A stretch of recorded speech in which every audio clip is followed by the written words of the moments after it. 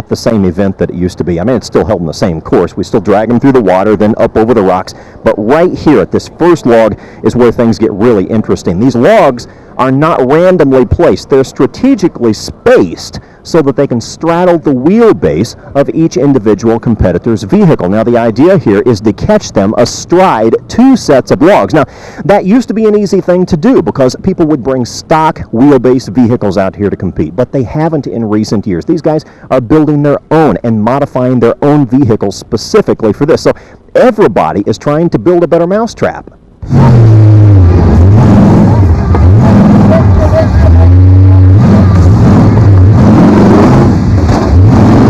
Desmond's toy is up first. Now, a lot of the drivers have talked about the possibility of going to the winch very, very quickly. Not a bad strategy, really. There is a penalty for winching, but most of the crews have already resigned themselves to the fact that they're going to have to winch anyway, so you might as well take the penalty right away and get through it as quickly as possible. Also, remember, every time a vehicle stops, it costs a point, in addition to other penalties for doing just about anything other than moving forward.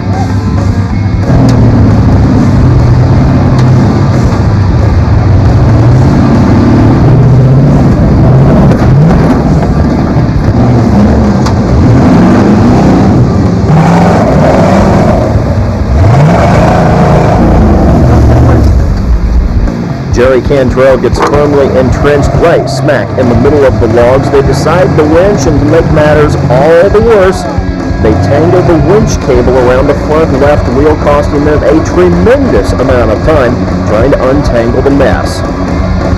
Barry Toledano heads down into the water, and we've seen a little bit different strategy. In fact, Jerry Cantrell just moments ago said they were going to give it one shot over the logs and immediately start winching. That's probably a very good philosophy because of the way the point structure is set. That's one stop, 1 point. Now, shooting the vehicle, that's 5 points. And he's going to winch at least one vehicle length, we know that, so that's going to be 20 points.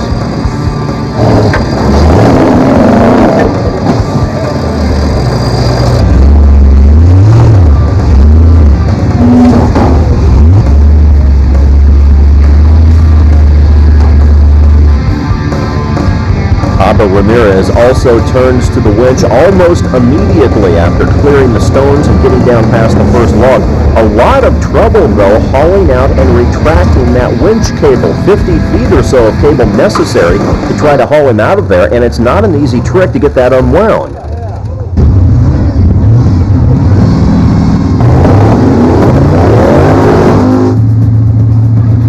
Jesse Haynes makes it nicely over the first few logs, gets all the way to the last one before they have to winch. The co-driver gets out and doesn't have enough cable to make it all the way to the anchor. A huge knot right in the middle.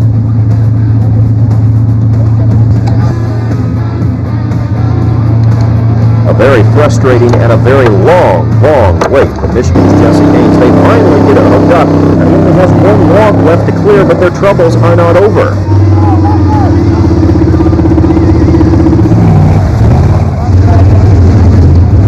Toby Lavender is almost in his own backyard. He is a local boy, and he has run this before, but it's a little bit different now. The authorities here at Hollister Hills have come in and brought in a new, stickier, slipperier kind of mud. It's a lot tougher than it used to be. Not only that, it's deeper, and the spacing between the logs has been adjusted specially for this event.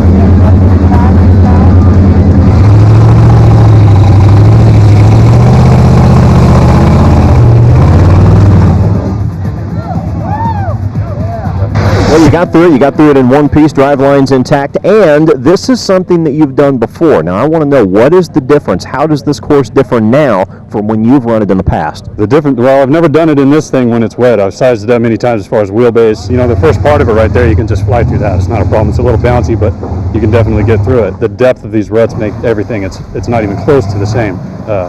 Play it smart through the logs is the only choice. Good winch, man. Took care of business. And your feet are dry. Yeah, that's the way we like it.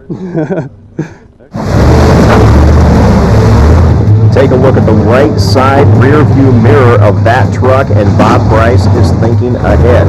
They saw the problems earlier encountered by Jerry Cantrell's crew and some other crews as well fighting their winch cable. They've already taken the winch cable out, spooled it, and hung it up on the right side of the truck, and when they need it, it's ready.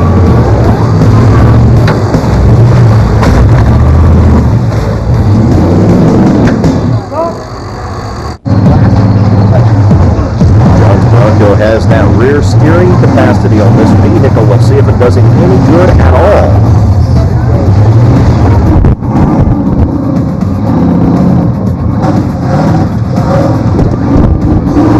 Well, not only has John backed himself into a corner with a little bit of rear steer, he is also going to have to call for a winch from a sideways position.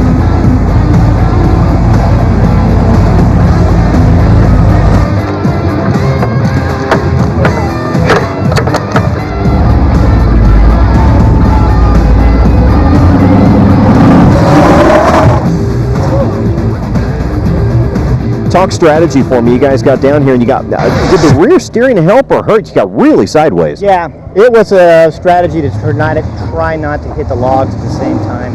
Doesn't matter, I guess, with me. So at some point, just get out the winch cable like everybody else. So did strategy completely go out the window after that first log? Yep.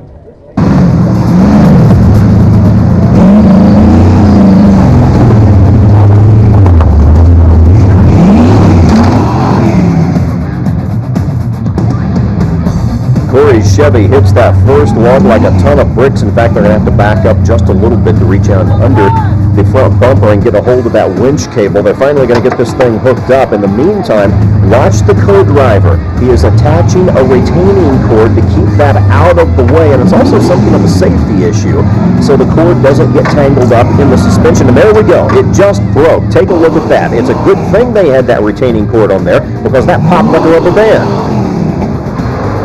Corey runs out of time, and that means they will be the only team so far to have to be extracted because they broke their winch cable.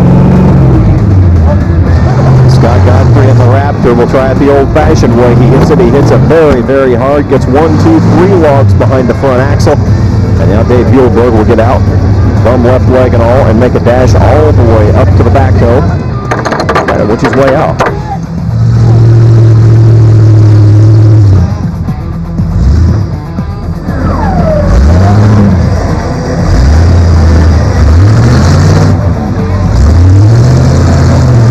Applies the power to the Raptor very slowly and evenly, going to let the cable do the work.